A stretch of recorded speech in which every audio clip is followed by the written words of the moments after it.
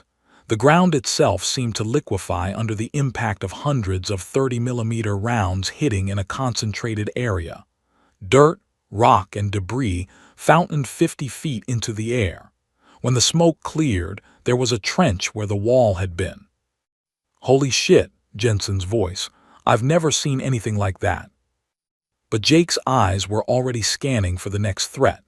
Years of close air support missions had taught him how enemies thought, how they moved, where they hid.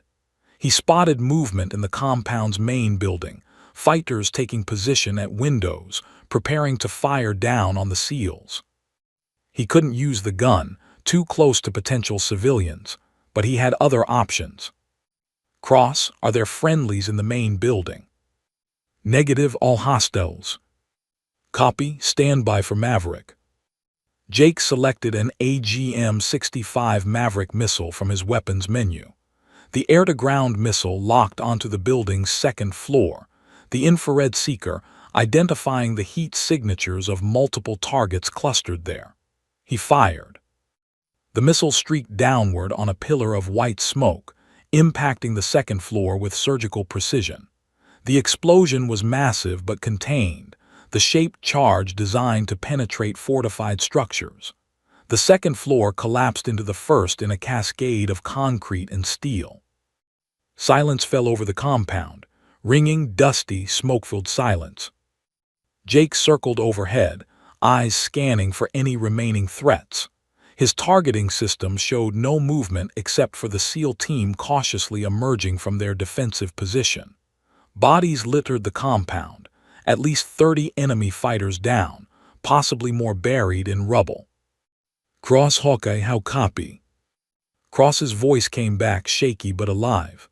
"Hawkeye, we copy. Compound is secure. I say again, compound is secure. Hostiles neutralized." "Casualties?" "Chen took shrapnel. Jensen has a through-and-through on his leg. I've got a concussion from that RPG near miss. But we're all alive. Because of you." Jake's hands were trembling now, adrenaline crash beginning. He just conducted one of the most dangerous close air support runs in A-10 history. Inverted dive, danger close, multiple targets, no forward air controller, relying purely on his own eyes and instincts. Any mistake would have killed his own people. But he hadn't made a mistake.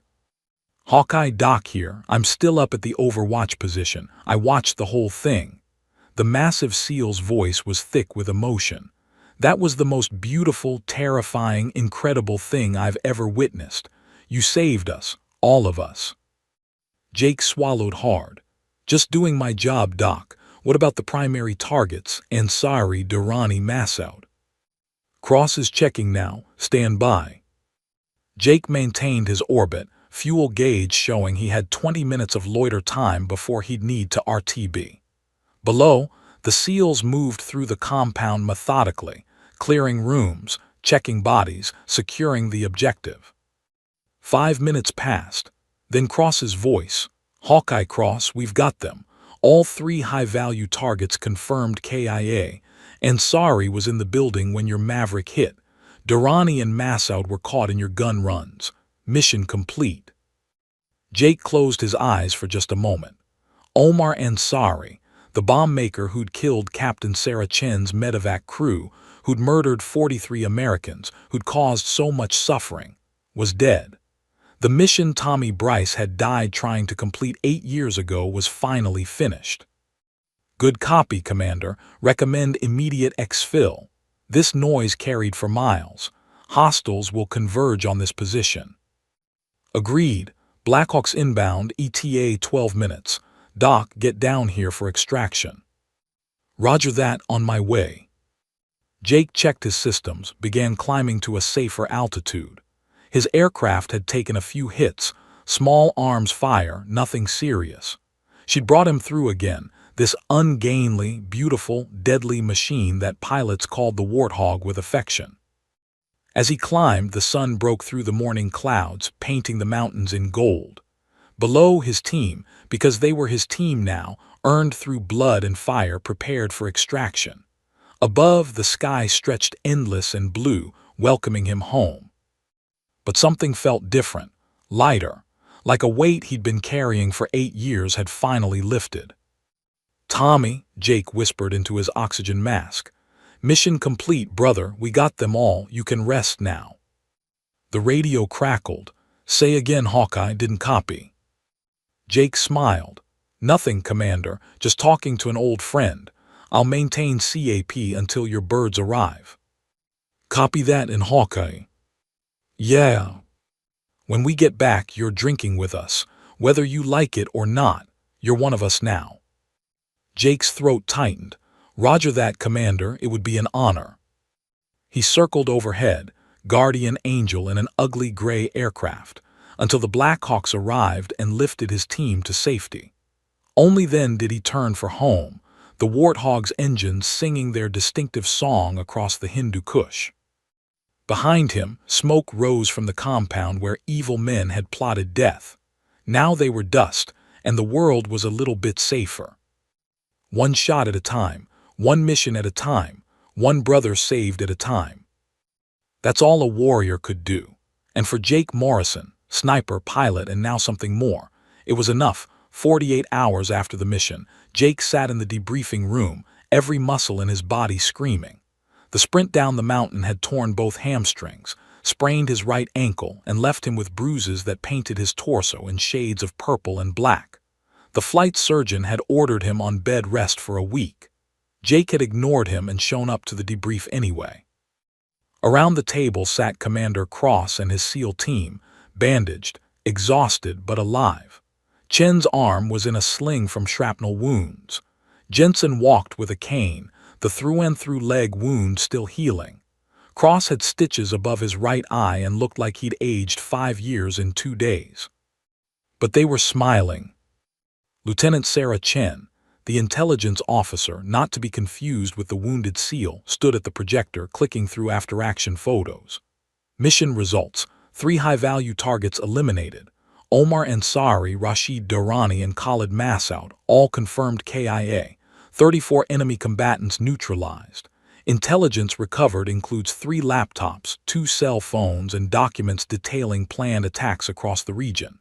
Estimated American lives saved, potentially hundreds. She clicked to the next slide, aerial footage of the compound.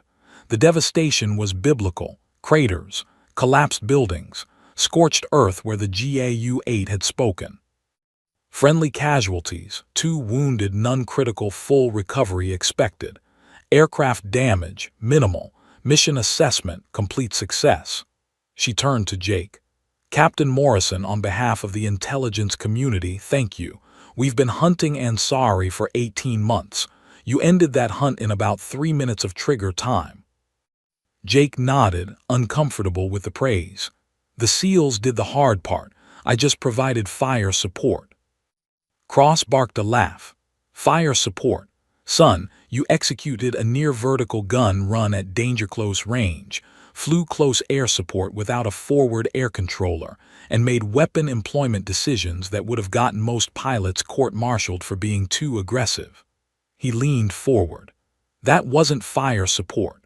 That was a symphony of violence conducted by a master. Doc Williams spoke up, his massive frame filling his chair.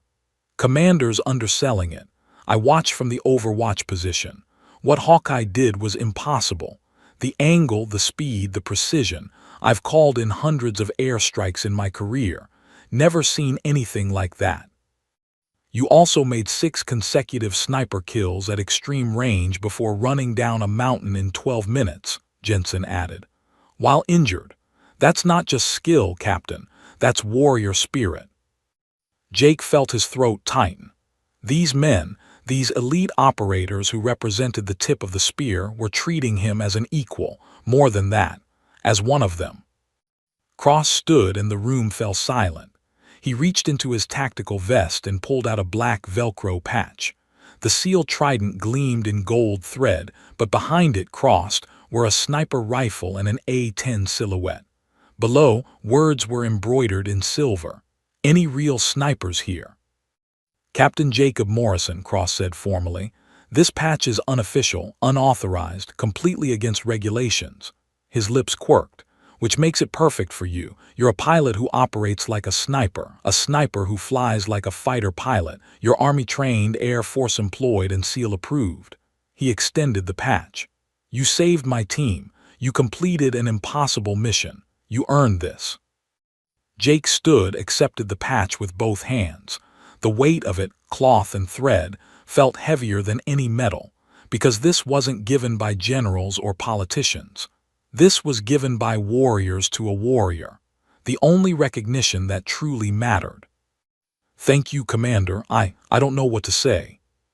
Say you'll drink with us tonight, because we're getting very, very drunk and you're buying the first round. The room erupted in laughter and applause. Doc approached, hand extended. Welcome to the Brotherhood, Hawkeye. You need anything, anywhere, anytime, you call. We take care of our own. Same goes for all of us, Rodriguez added. You ever need a ground team, you know who to call. Jensen limped over, grinning despite his injured leg. And if you ever want to leave the Air Force, pretty sure we could get you a SEAL contract, with a waiver for the age requirement, and the swimming, and the running. Okay, you'd need a lot of waivers, but we'd make it happen. Jake laughed, a genuine, deep laugh that felt foreign after so many years of carrying grief. I'll stick with flying, thanks, but I appreciate the offer. The briefing ended, the team dispersing to medical appointments and much-needed rest. Jake lingered, staring at the patch in his hands. Cross approached quietly. You did good work out there, Captain, but I have to ask, did you get what you needed? Closure. Jake thought about Tommy Bryce. About 8 years, 4 months, and 13 days of guilt. About the weight that had pressed on his chest every morning when he woke up.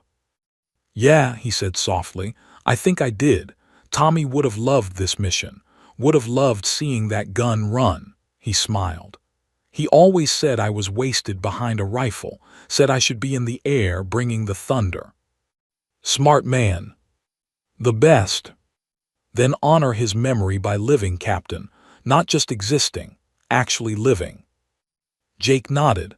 I will, Commander, starting tonight.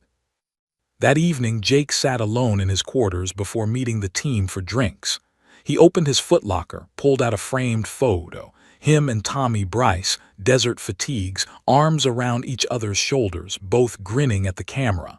Fallujah, 2009. A lifetime ago. He pinned the unofficial seal patch to the inside of his locker door, right next to the photo. We did it, brother, Jake whispered.